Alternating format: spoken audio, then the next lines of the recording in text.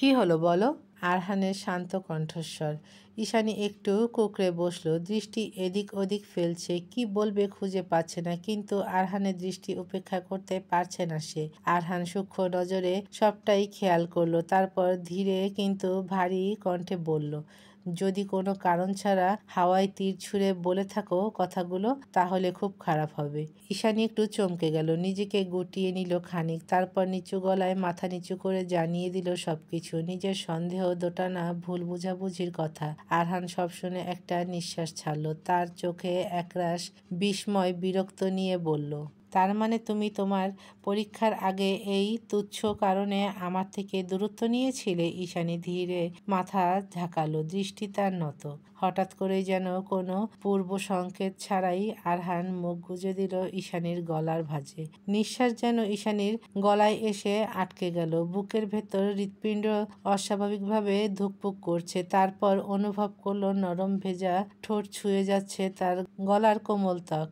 একটা, দুটো, তিনটে, পরপর কয়েকটা ছোট ছোট চুমু আঁকলো।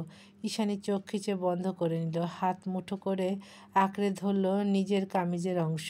ছটফটিয়ে উঠল ছাড়া পাওয়ার জন্য, কিন্তু সুঠাম দেহের পুরুষের বাহুবন্ধনে আবদ্ধ হয়ে সেথায় শুধু ছটফটিয়ে গেল এক অসহায় আবদ্ধতা।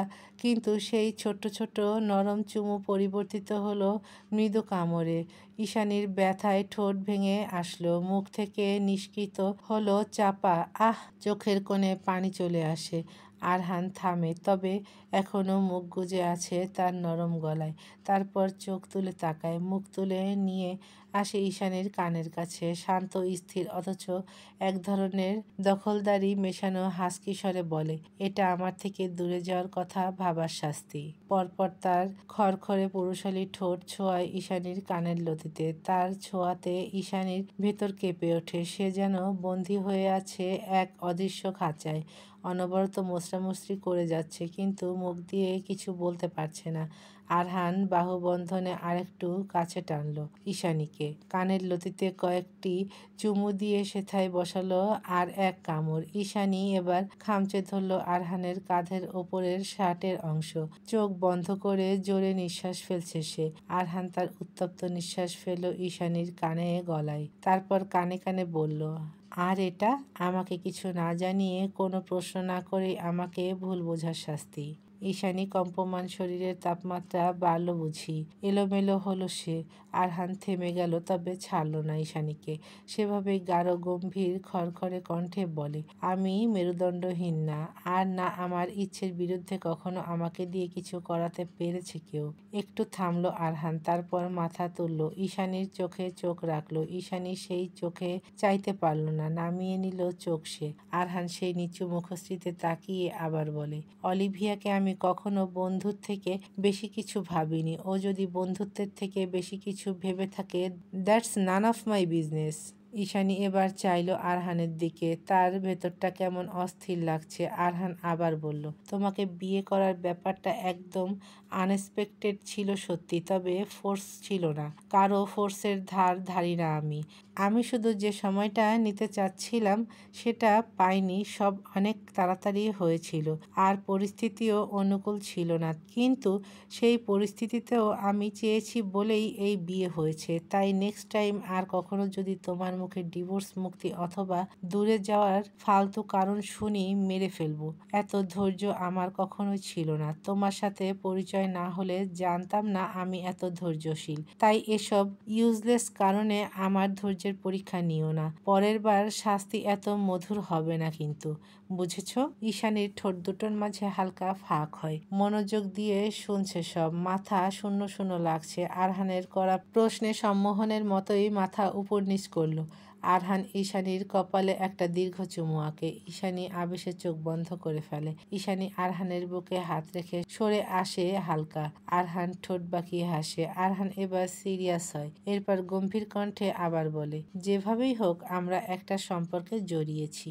আমি চাই এই সম্পর্ককে সুযোগ দিতে। তোমারও সেটাই করা উচিত। নিজের জিনিস আদায় করে নেওয়া উচিত, তার প্রতি যত্নশীল হওয়া উচিত। তুমি আমি সারা জীবনের জন্য বেঁধে গেছি একই বাঁধনে। এই বাঁধন থেকে মুক্ত হওয়ার উপায় নেই। আমি এত কথা বলছি কারণ এটাই শেষ।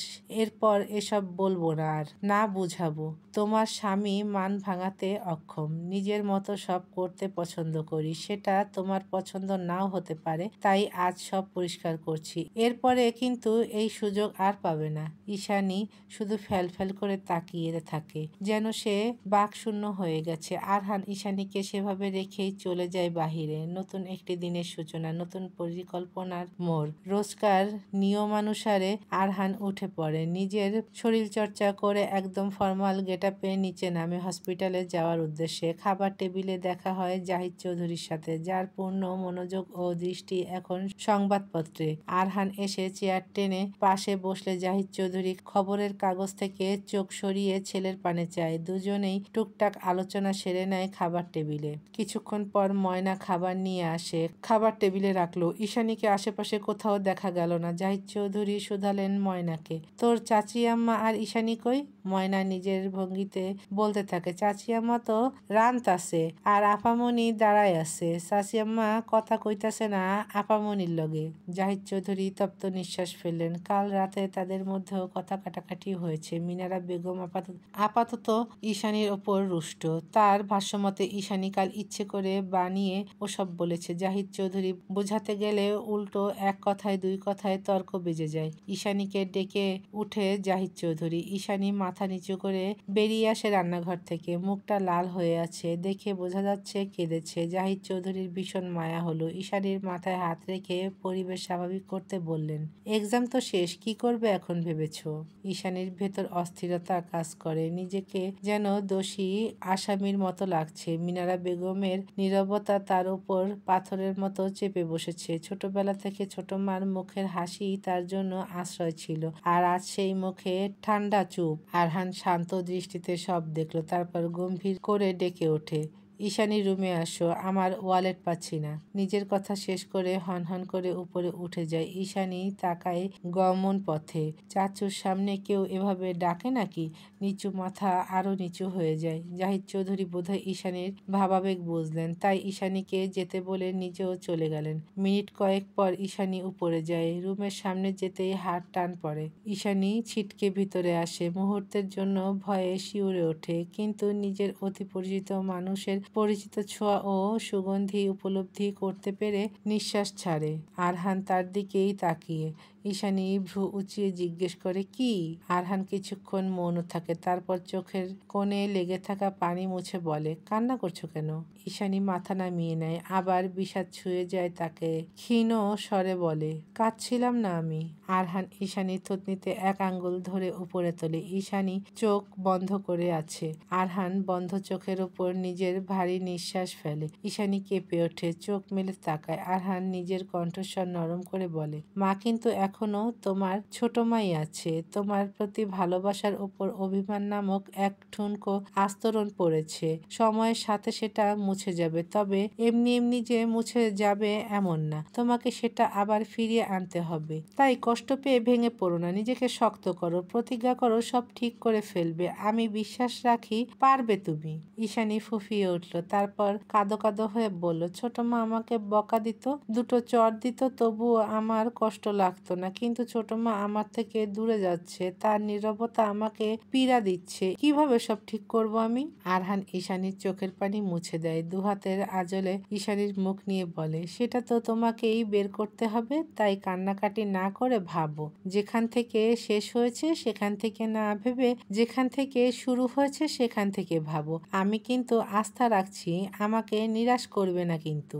আরহান গাল ছড়িয়ে হাসলো, তারপর ঈশানীর থেকে বিদায় নিয়ে হসপিটালের উদ্দেশ্যে বের হলো। আর ঈশানী বিশ্লেষণ করতে লাগলো আরহানের কথাগুলো। একটি ব্যস্তময় দুপুর। রান্নাঘর থেকে ভেসে আসছে টুকটাক শব্দ। মিনারা বেগম রান্না বসিয়েছে, ময়না কাটাকাটি করছে। ঈশানী মৃদু পায়ে এগিয়ে গিয়ে দাঁড়ায় মিনারা বেগমের পিছনে, তারপর তার শাড়ির আঁচল মুঠোয় নিয়ে সেই ছোটবেলার মতো করে বলে, ছোট মা প্রচন্ড খিদে পেয়েছে, কিছু খেতে দেবে? মিনারা বেগম অবাক হয়ে পিছু ফেরে। ঈশানীকে জড়সড় হয়ে দাঁড়িয়ে দাঁড়িয়ে থাকতে দেখে। দৃষ্টি তার ফ্লোরে। মিনারা বেগম শক্ত হয়ে দাঁড়িয়ে পড়ল। তারপর ময়নাকে তাড়া দিয়ে বলল, ময়না, খাবার বেড়ে দে। মিনারা বেগম ঘুরতে নিলে ঈশানী ফুঁপিয়ে জড়িয়ে ধরে। মিনারা বেগম স্থির হয়ে যায়। ঈশানী কাঁদতে কাঁদতে বলে, ছোট মা প্লিজ আমাকে ক্ষমা করে দাও। তুমি এভাবে মুখ ফিরিয়ে নিলে আমি যে অসহায় হয়ে পড়ব। ছোটবেলায় যখন বাবা মা হারিয়ে আমি এই বাড়িতে আসি তখন তুমি আমাকে নিজের বুকে জড়িয়ে নাও। আমার কখনো অনুভব হয়নি বাহিরের কেউ তোমার ছায়াতলে আমাকে আগলে রেখেছিলে। সেই ছায়া সরিয়ে নিও না ছোট মা, আমি যে নিঃস্ব হয়ে যাব। মিনারা বেগমেরও চোখ ভিজে ওঠে এতক্ষণে। যে মেয়েকে কোলে পিঠে করে মানুষ করলেন তার অশ্রুতে ঝড় বইল তার মধ্যে। অনুশোচনা যে তার একদম হয়নি তেমন না, কিন্তু কালকে যখন ভাইয়ের বউ আমেনা শিকদার ফোন দিয়ে কাঁদলো, কেঁদে কেঁদে বুক ভাসিয়ে বলেছে নিজের স্বামী ও ছেলের করুণ অবস্থার কথা দায়ী করলেন ঈশানীকে, তখন থেকেই মেয়েটার উপর তেতে যায় মিনারা বেগম। যে মেয়েকে ছোট থেকে মানুষ করেছে সেই মেয়েকেই এক মুহূর্তে তার অসহ্য লাগে। তার উপর ঈশানীর অমন পাগলামি তাকে হতবুদ্ধি করে ফেলেছিল। তাই না ভেবেই রাগে কষ্টে অভিমানে সবকিছু ঢেলে দিয়েছিল মেয়েটার উপর। স্বামীর সাথেও তর্ক করেছে, অথচ মেয়েটার অবস্থা ভাবেনি। এই মেয়েটাও তো নিজের তার, সেই কোলেপিঠে মানুষ করেছে। কিভাবে পারলো সে এরকম স্বার্থপর হতে? জড়িয়ে ধরলেন ঈশানীকে। কান্না লুকিয়ে মিছিমিছে ধমক দিয়ে স্তব্ধ কণ্ঠে বললেন, হয়েছে হয়েছে, এভাবে আর বড় বড় কথা বলতে হবে না। কত বেলা হয়েছে, এখনো খাসনি কেন? ঈশানী যেন হৃদয়ে শীতলতা অনুভব করলো। চারদিক পুলকিত। এই তো, এখানেই তো সুখ। মায়ের মতন এই ছোট মার ছায়াতলে সে মায়ের গন্ধ পায়, মা নিরাপত্তা পায়। মিনারা বেগম ঈশানীকে ছেড়ে তড়িঘড়ি করে খাবার বাড়লেন, নিজে বসে থেকে খাওয়ালেন। ঈশানীর মন হেসে উঠল, মনে মনে কৃতজ্ঞতা প্রকাশ করলো আরহানের প্রতি। মানুষটা এত পারফেক্ট কেন, কিভাবে সব সমস্যার সমাধান খুঁজে পায়। ঈশানীর ঠোঁটের কোণে হাসি ভেসে ওঠে, প্রশান্তির হাসি।